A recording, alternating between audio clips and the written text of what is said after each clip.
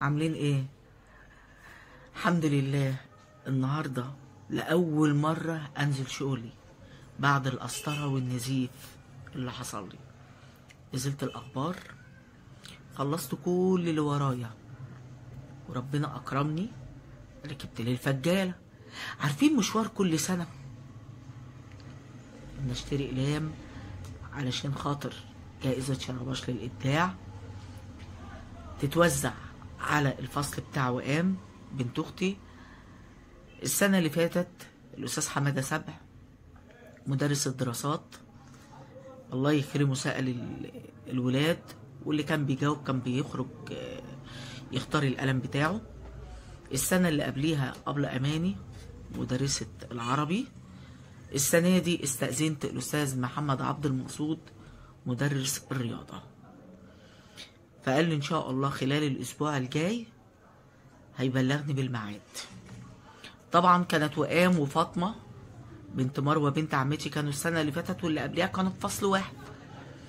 السنة دي كل واحدة في فصل، فلازم أعمل لوئام وأعمل برضو عند فاطمة. فاطمة أنا بالنسبة لي تستاهل أكتر من وئام، لأن باباها ميت فيتيمة الأب. وئام ربنا يخلي لها باباها ومامتها. فاطمة مامتها تعبانة، فربنا يشفيها ويشفينا جميعا يا رب العالمين. المهم بقى يا جماعة، نازلة الفجالة، عارفين أنا حاسة إن أنا طالعة جبل، عاتلة هم المشوار. أول ما دخلت الفجالة نسيت التعب، نسيت وجع رجلي، ونسيت موضوع القسطرة وموضوع النزيف والنهجان، وجع قلبي في الحتة دي، سكينة قطع فيه، نسيت كل ده. بقيت ايه ملخومة في الأقلام اللي أنا اشتريها. ايه اللي طالع جديد السنة دي؟ كل سنة بتطلع أقلام ترند جديد. السنة اللي فاتت كانت الأقلام اللي هي طالعة انتوا عارفين الرصاص اللي ما بيخلص. السنة دي طلعت الأقلام رصاص اللي ما بتخلصش، بس عارفين أشكال زي الجف. وريني كده الأقلام دي يا وئام، الرصاص اللي ما بيخلص. عارفين افتكرتها جف، فبقول للولد أقلام جف دي، قال لي لا يا أمي دي رصاص أهي زي الجف بالظبط أهي. شايفين أهيت أهو قلم رصاص يقول لك الترند، بس باقي نفس الاشكال بتاعه القلم الجاف. وريني كده قلم الجاف يا وئام، وريني قلم الجاف اهيت، قلم الجاف اهي اهيت. شايفين نفس الشكل، فاللي ما يعرفش يتخدع. انا اتخدعت افتكرت ان دي اقلام جاف. فالولد بصراحه الله يكرمه فضل معايا، قعدت بقى اشتريت وبضعت بقى. عارفين نقطة ضعفي بقى الشيرة بصراحة، ان انا بنسى نفسي. حطوني بس في اي مكان ان انا اشتريه انسى الدنيا وما فيها، والله بنسى تعبي، بحس ان انا خفيت. في بقى اقلام طالعة جديدة ترند، عارفين اهي. شايفين الشكل؟ اقلام تحفة. انا اول ما شفتها عارفين الشكل ده افتكرت انتوا عارفين الحاجات اللي انتوا بتنفخوا فيها وتطير وتعمل بقاليل وكلام من ده. فبقول له الله هي دي بتعمل بقاليل؟ قال لي لا يا امي دي اقلام جديده طالعه ترند. قلت له وريني كده يا ابني. شايفين اهي؟ طبعا بتتشال الجلده البيضه دي علشان خاطر القلم تكتبي بيه، محطوطه الجلده دي عشان القلم ما ينزلش الحبر بتاعه. شايفين الشكل؟ طبعا اشتريت اقلام تانية سودا، وريني كده يا وئام الاقلام السودا دي نفس اقلام السنة اللي فاتت، ما لقيتش طبعا اقلام اشيك منها اهيت. فان شاء الله كده المسابقة تتعمل الاسبوع الجاي ان كنا من اهل الدنيا. انا اشتريت اعوذ بالله من كلمة انا كمية حلوة محترمة كده من الاقلام،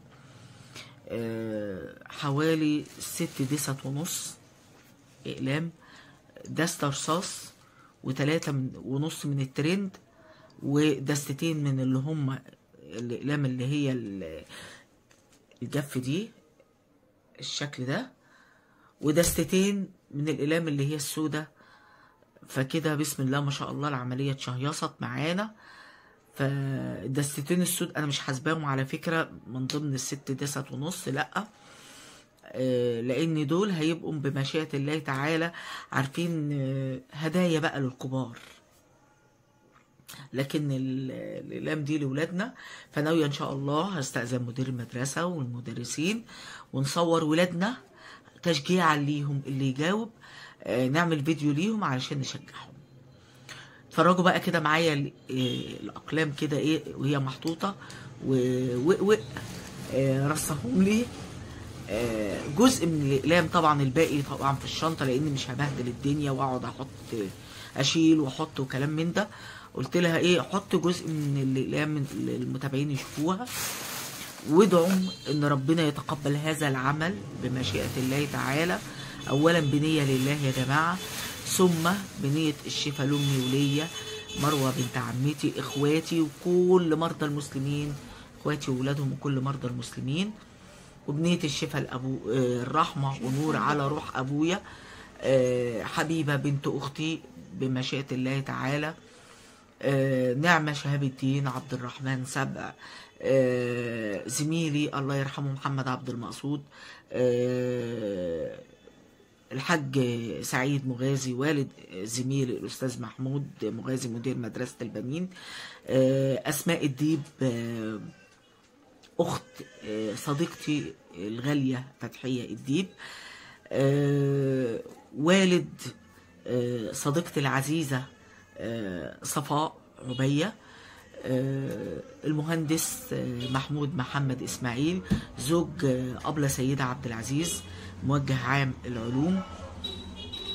أنا الود ودي طبعا، وأقول كل الناس بصراحة، وسامحوني لو أنا نسيت حد يا جماعة، وعلى روح كل أمواتنا اللهم تقبل هذه المسابقة، وبنية إدخال السرور على قلوب ولادنا. يا رب اقدر ان انا ازرع عارفين بسمة، حاجة كويسة في قلوبهم يفتكروني بيها لما اموت.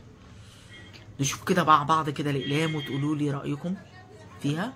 في ايه مش هتعرفي تبدلي الكاميرا زي ما انتوا شايفين اهي الاقلام، جزء منها طبعا وقام فرداه شايفين اهوت، والباقي طبعا في الشنطة. ربنا يا رب يتقبل هذه المسابقة. دي بداية انطلاق مسابقة جائزة شرباش للإبداع اللي بعملها كل سنة، وربنا يقدرني يا رب عليها ان استمر بيها ان شاء الله. ان شاء الله يا رب اقدر افرح ولادنا واسعدهم واشجعهم ان هم يذاكروا، يكون حافز. انتوا عارفين الاطفال بتفرح باي حاجه، ربنا يفرحهم كلهم ويجعلهم برين لاهلهم وبرين لبلدنا الحبيبه مصر. عايزه بقى اعرف ارائكم في الاقلام دي يا جماعه، ايه رايكم فيها؟ ارمط بيعرف ينقي ولا ما بيعرفش؟ منتظره تعليقاتكم وارائكم في ذوقي في الاقلام دي. اشوفكم على خير.